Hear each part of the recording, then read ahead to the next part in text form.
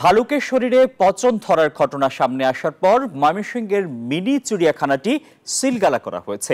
এই ব্যবস্থা নিয়েছে বন অধিদপ্তরের বন্যপ্রাণী অপরাধ দমন ইউনিট।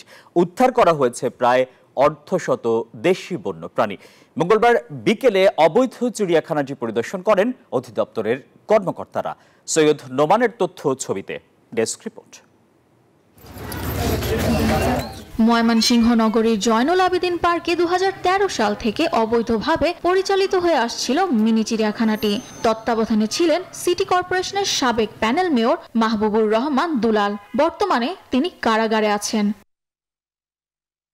সম্প্রতি চিড়িয়াখানায় ছোট্ট ঘরে বন্দি একটি ভালুকের শরীরে পচন ধরার ঘটনা সামনে আসে। শুরু হয় সমালোচনা।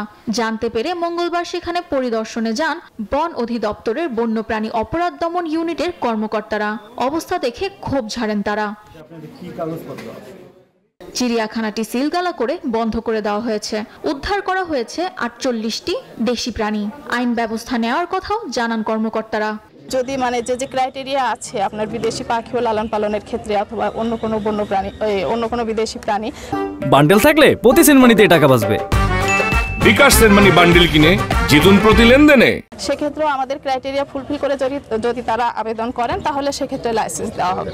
অন্যথায় আজকে থেকেই চিড়িয়াখানাটা সিলগালা হয়ে যাবে। ভাল্লুকটির শারীরিক অবস্থা বেশ নাজুক, তাই হাসপাতালে বা অন্য কোথাও নেওয়া সম্ভব নয়। এমন অবস্থায় সেখানেই প্রাণীটির চিকিৎসা করা হবে। এটা অবৈধ। আমাদের যে বন্যপ্রাণী সংরক্ষণ এবং নিরাপত্তা আইন অনুযায়ী এইভাবে দেশীয় প্রজাতির প্রাণীগুলো খাঁচায় বন্দী করে রেখে প্রদর্শন করা আইন পরিপন্থী। এদিকে নিয়ম মেনে চিড়িয়াখানাটি প্রতিষ্ঠিত হয়েছে বলে দাবি কর্মচারীদের। তবে কিছু প্রাণী রাখা ঠিক হয়নি বলে স্বীকার করছেন তারা। আমাদের তো অনুমোদন আছে, কাগজপত্র দেখাবো। আমাদের কাগজপত্র, হরিণের অনুমোদন আছে, এই রাইডগুলি আছে। হয়তোবা যেগুলি নিষিদ্ধ, আমরা তো জানি না, যেগুলি নিষিদ্ধ এগুলি তারা নিয়ে যাবে। হরিণ, ভালুক, কুমির, হনুমান, গাধা, অজগর সহ 24 প্রজাতির প্রাণী রাখা হয় চিড়িয়াখানাটিতে।